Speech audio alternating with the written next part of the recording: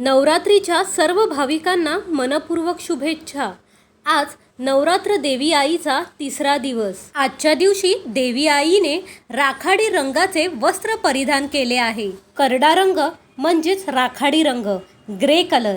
राखाडी रंग संतुलित विचारांचे प्रतीक आहे। शनी देवतेला राखाडी कृष्ण वर्णाचे वस्त्र जास्त पसंत असल्यामुळे आज राखाडी रंगाचे महत्त्व आहे। या राखाडी रंगाला जास्त पसंती देणाऱ्या व्यक्ती तटस्थ वृत्तीच्या असतात। त्यांना अलिप्त राहणे पसंत असते।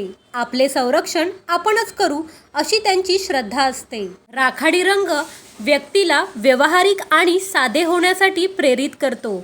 हा रंग अशा भक्तांसाठी योग्य आहे ज्यांना फिकट रंग आवडतो।